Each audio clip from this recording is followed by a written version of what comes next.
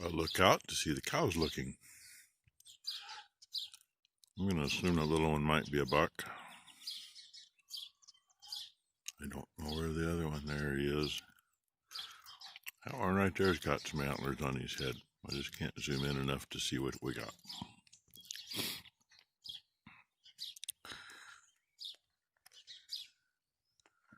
Give you some perspective to where they're at. Oh, there's 3 of them.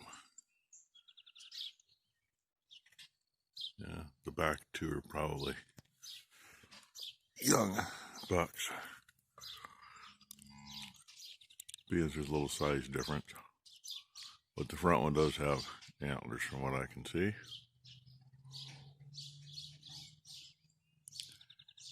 And with that, they sneak off. When I saw them, they were in the strip down here between the lane and the creek. Right between those 2 trees. I saw one. Then I saw the other one in the lane. So that's all right. We don't see the deer sneaking through a whole lot when the cows are out on pasture. And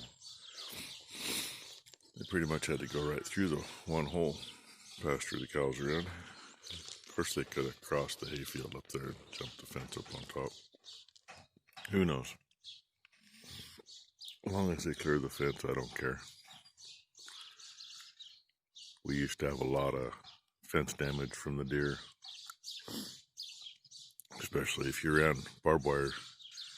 Because if they do bump them going over the top, they get caught and then it pulls the wire off. And then you got staples laying everywhere. Or if they're a hot wire, they knock it out of the insulators. But since we've run smooth wire, very, very rarely do we end up with anything. Now they're in the middle of this piece back here, which is unusual. Usually they'll go up behind the trees and cut through up there. But then usually it's doe going through. And if these are 3 bucks, they don't care. They don't know where they're going. And that one looks like it might have something on its head other than ears. No, they're multiplying as I'm looking.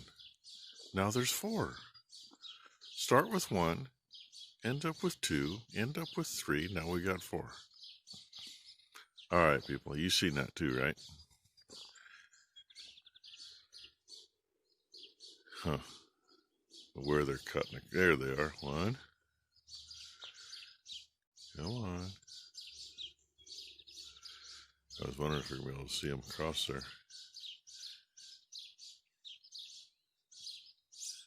2.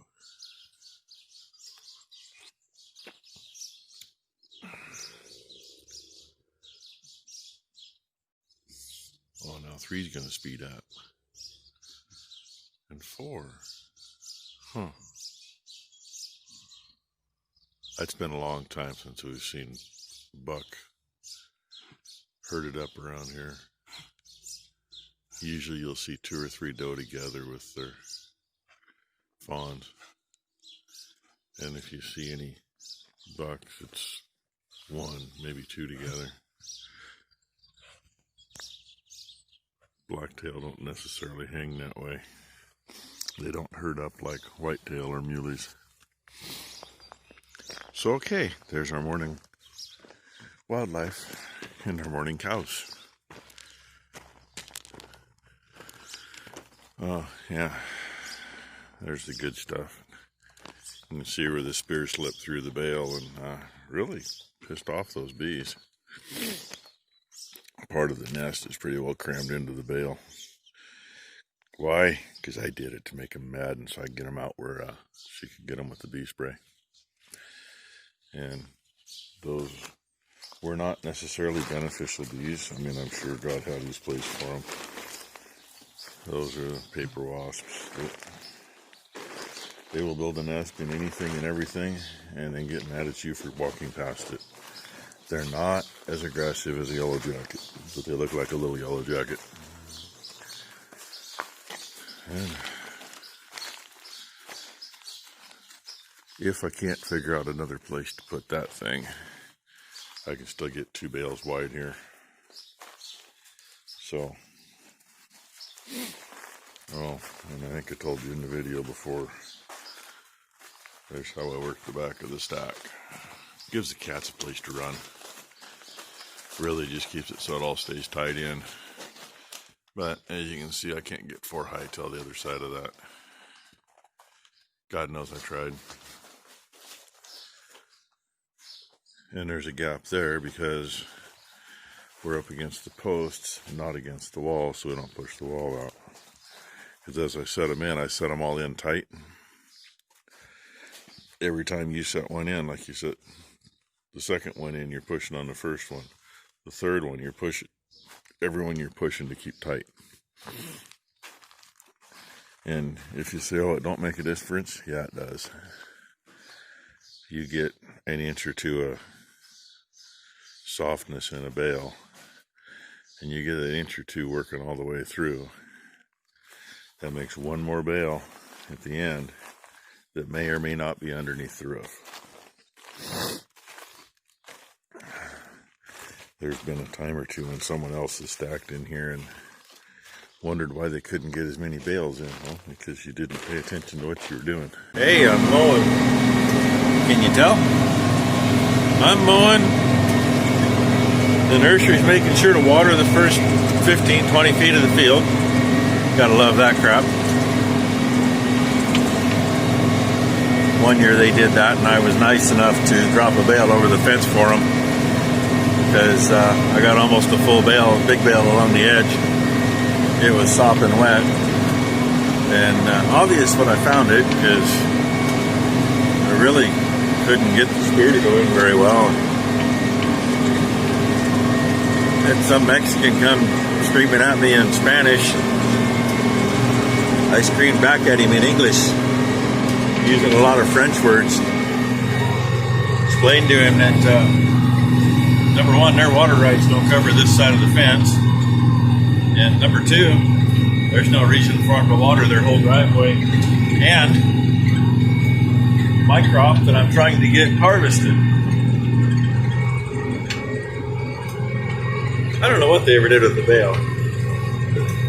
I know it was there for 2 or 3 days before they finally got a tractor big enough over there to move it. And they hit the fence every now and then too, so I guess the saving grace is the gal that owns this place, she decided to put hog fuel around the 4-foot wide strip for a jogging path. She was gonna do that kind of thing, right? I don't think she ever used it. And the hog fuel she ended up with, a lot of it was the size of my arm.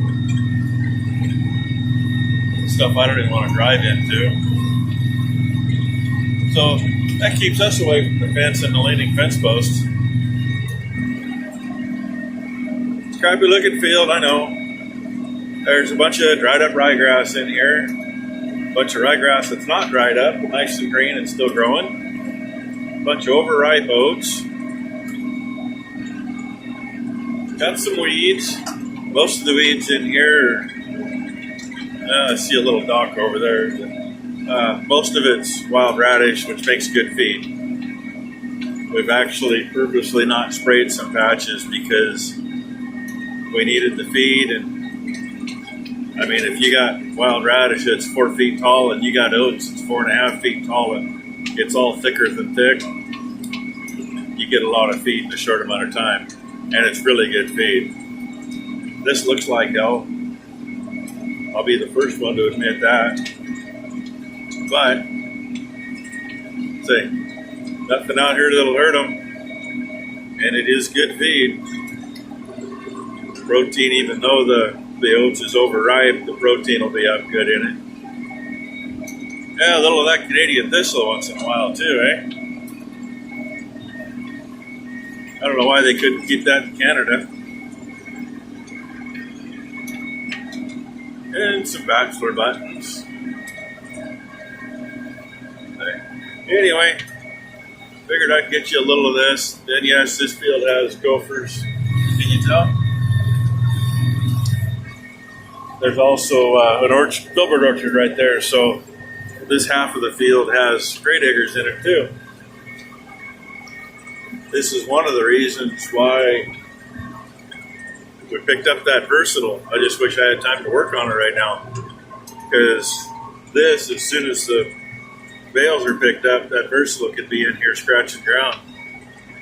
And my thinking is get it worked up so nothing's growing. There's nothing here for those rodents to eat. They either die or move on. And patch to the east of us over there, the place where we got that second little 135 Massey. The new owners there, I haven't had a chance to meet them, but they mowed everything off. It actually was a nice looking volunteer oat crop, way better than this patch. And they mowed it all off before I ever fertilized. So obviously not much sense in talking to them. But one thing I've seen, they've been out there trapping gophers, and they appear to be successful at it.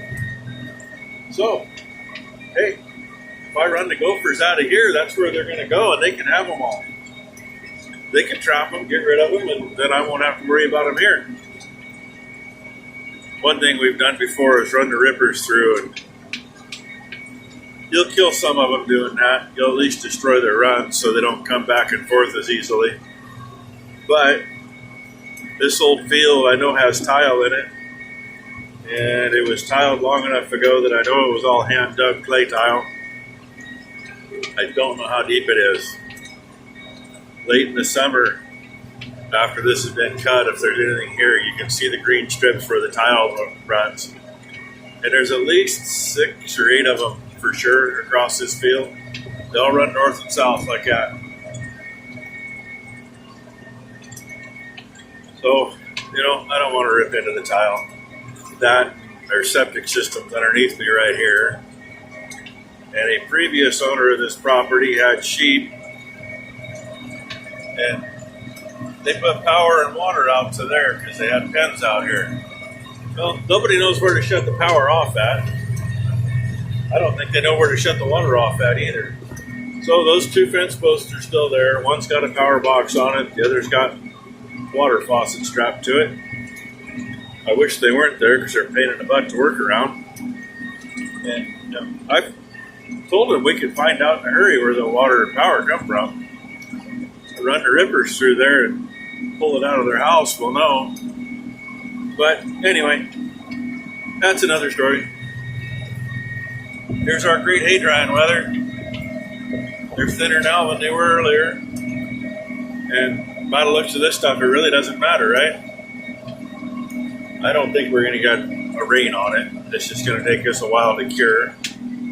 But on the plus side, most of it's dry enough now that it doesn't really matter.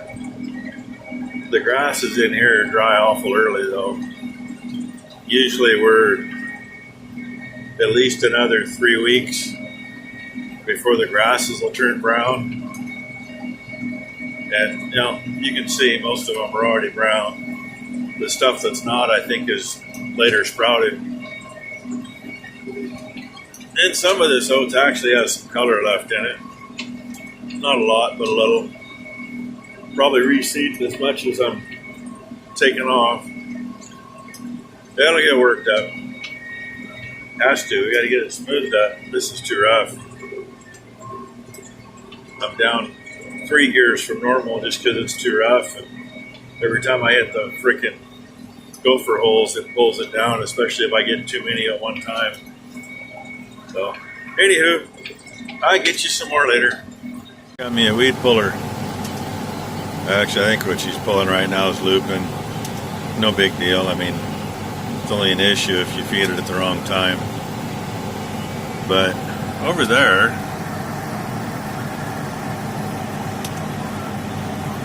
focus. Those nice yellow flowered green things over there, and the ones that are green without the yellow flowers. That's tansy. That stuff takes livers out of cattle and horses. It does all kinds of nasty stuff to them before it finally kills them. And I don't know, some years are just special for it. This year we didn't get a lot of rain, it just stayed wet. Had we gotten a lot of rain all at one time and then dried up, would have been different. And I'm not sure if the stuff there in the middle of the screen from here, if that's tansy or could be thistle. I don't worry too much about thistle, it ain't gonna hurt them. But tansy, or there's also, we call it fake tansy. It looks like tansy but a different leaf. It's more spindly. It's not as bad as tansy, but it still does the same thing. Tansy, it doesn't really take much. And last year we sprayed for it. This year we would have, but I don't have a working sprayer at the moment, and figured we'd get by. Yeah, I'm hoping that we're just like this field. I'm hoping other stuff that's been cleaned in the past, I'm not worried about. The only thing that really gets tansy is Weed Master, and we usually spray MCPA. But last year we did probably 60 or 80 acres with Weed Master. A lot more money, but you don't have to be out here pulling the tansy. And the bad thing about pulling it is, they've always said there's God knows how many seeds sitting in the ground at the base of the plant. Once you pull it, you just disturb all those seeds, and then they'll start sprouting.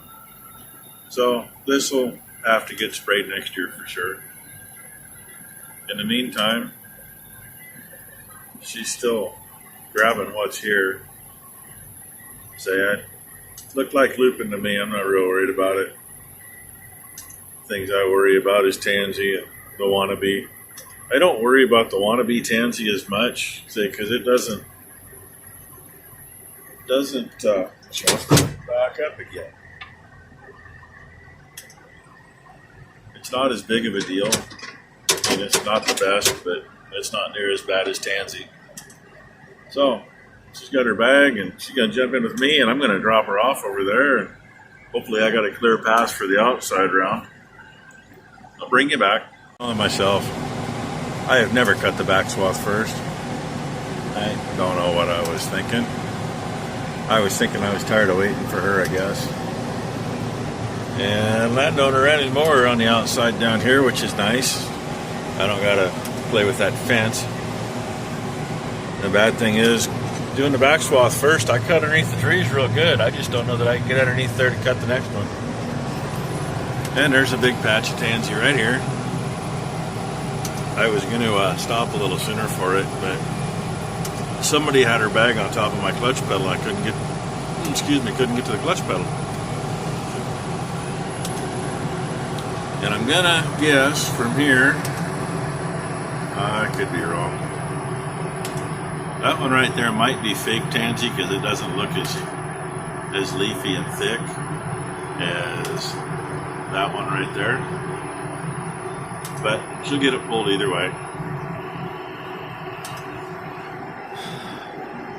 This has got a lot of annuals in it. This was supposed to have been orchard grass when I planted it. And this soil just isn't, it ain't much. It really ain't. It did good maybe the first year. It used to go with up behind his house. It's the neighbors up there. The neighbor sold this lower half, and this guy built the house. At least he built the house and didn't mess the field up. And we used to farm all this. That hill in front of us is very steep. I've actually had big bales roll down that. And the bad thing is, I had them doing it after this guy built his house. Ended up with Dad up here on the loader, literally catching bales as they rolled down the hill behind the baler. So I'd have to slow down. I'd be watching, and I'd go, I know I'm going to lose one, but he's still busy playing with another one. I'd have to stop on the hill and wait for him. And yes, we used to do round bales up here too. The worst of all that is there was no entrance down here, so everything had to go up the steep hill and out up above. So anyway, here, I'll give you some perspective. My phone is now looking basically level from where we're sitting. Yeah, pretty much, right about there. So, it's just a little hill. Anyway, I know I already said I did enough earlier, but I'm going to say it again. This will probably be the end of it. you like grapes, there they are. Makes it more difficult to control the weeds over here because most of what we can use, can't use them near their grapes. We've had that issue. We've lost some fields because of that, because the landowner didn't want to have any issues that way. Well, it wasn't their ass that was on the line. It was us and our insurance company. So, you know. And, most of these people that got vineyards planted, they got more money than anything else. That's why they planted the vineyard. And I'm not kidding either. As far as I know, the folks that still have this one here, the guy was a building contractor from California. You know where his money came from. And this guy here, he's not doing too bad. He was, I think he was fire marshal for City of Hillsboro, or Hillsboro Fire District. She thinks she found all of them here, so she found some more. Now she's got to start walking. I'm going to start moving, so the end. I'm not going to put any more on, but I'm adding this. There's what it looks like. Stupid annuals. Not too dusty here. A little bit there. I don't know how long we spent pulling tansy. My toolbox is full of it after we already went over the whole field. My wife ended up bringing my pickup up. There's probably at least 3 or 4 big garbage bags full in the back of it. This has seriously got to be the toughest cutting that I have ever done. Where we had a very mild winter, seems the gophers never bothered to hibernate. Underneath all this laying down through here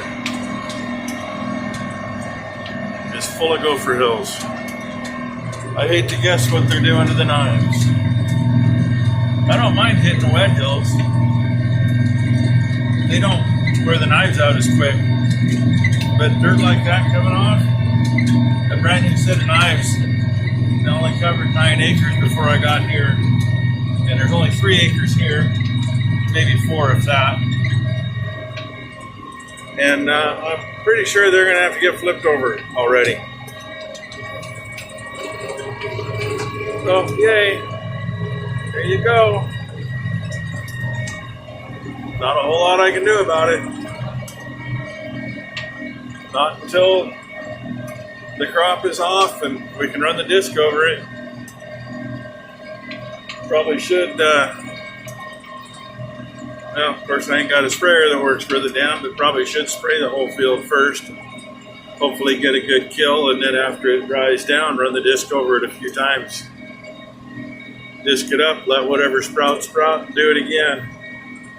Get a kill on it, and start over again.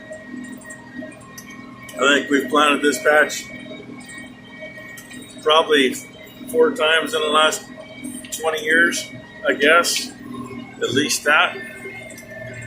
And then what is here isn't what we planted. The better stuff that's here anyway. So, who knows? Anyway. Yeah, I'm still here. Been here for going on 3 hours now because of all the pulling. I think this piece had 3 tansy plants in it last year, and we sprayed for it last year. There shouldn't have been anything that was up and blooming this year because it doesn't bloom till second year. Go figure. Anyway, oh yeah, looks like smoke. That's not. That's dust from crimson clover. They're combining. They didn't finish that piece. Our farm's that direction.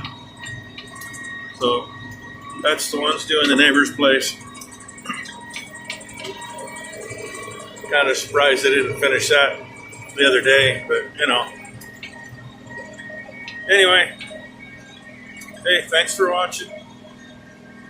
Till next time.